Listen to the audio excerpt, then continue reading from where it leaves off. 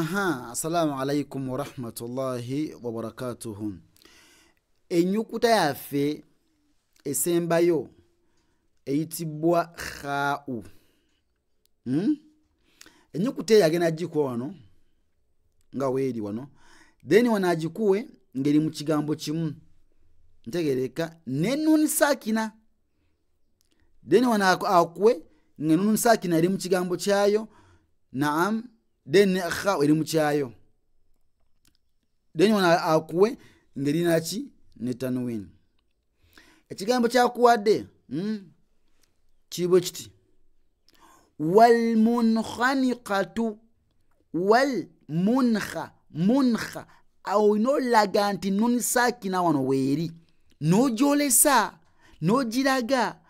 Naam, wal munkhaniqatu wal munkhanqatu musuratu maida ashegedde hurimat alaykum agamba wal munkhanqatu wal munkhaniqatu bwejja mu kigambo kyayo nun sakina nga ne khaw eri mu kyayo. Naam, kiba min khairin nojiraga min khairin chokubiri min khalfihi min awoni wadi esiza wano nojiraga man khashiya wa in khiftum nojiraga wa in khiftum man khalaqa nojiraga so si man khalaqa nedda ganti man khalaqa. Then ma'a tanwin tuina latifun khabirun olaba wano latifun khabirun olagachi tanwin ojitegedde naran khalidan fiha.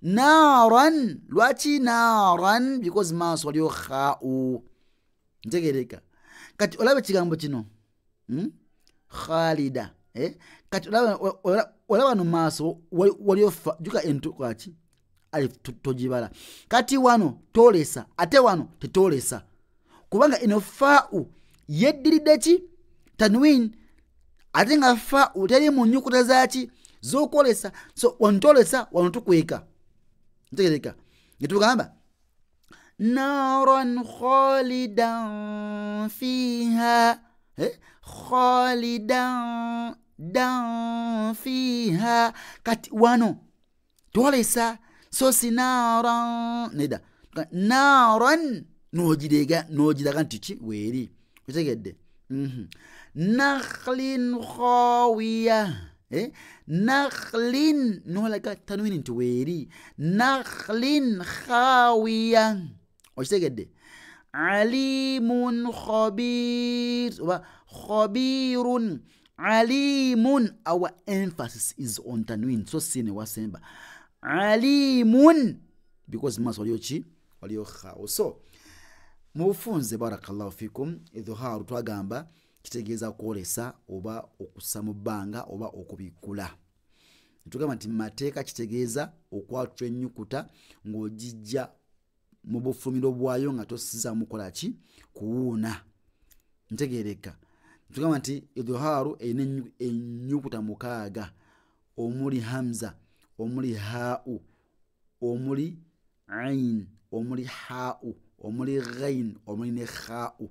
Ennyukuta ezo ze zitukiriza okolesa nun eya sukuni ng'ogisanze oba okolesa tanwini ng'ogisanze ng'emu ku zo weeri mu maaso ga kimu ku ebyo.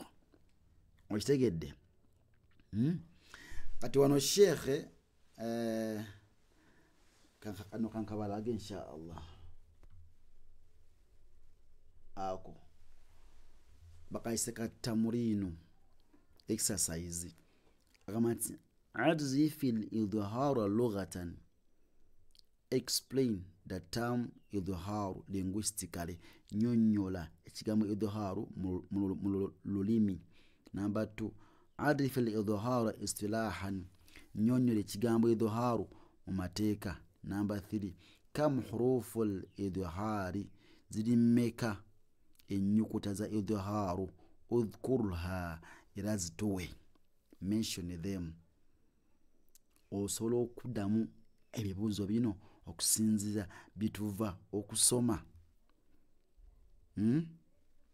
Obanga tobisobola ddamu obuulize zino lessons insha allahu tabaraka wa ta'ala. Genda mu Quran noonya example za idharu zonna oziggyemu, ojje mu inbox yange ozinsomeremu ku 0784 16 5480 ne 0703 574535. Bebaza mwenna bakwata mu nsawo nemutuyambako, nsaba Allah ekitiibwa abagabirire. Twagala gwa laptop esobola okueditinga video zino ne sound card ne camera. So insha allahu taala tubasaba mutukwatireko ku namba zaffe ezo zitukoze eki zitubasomedde. Barakallahu fikum, jazakumullahu khairan fi dunya wal akhirah.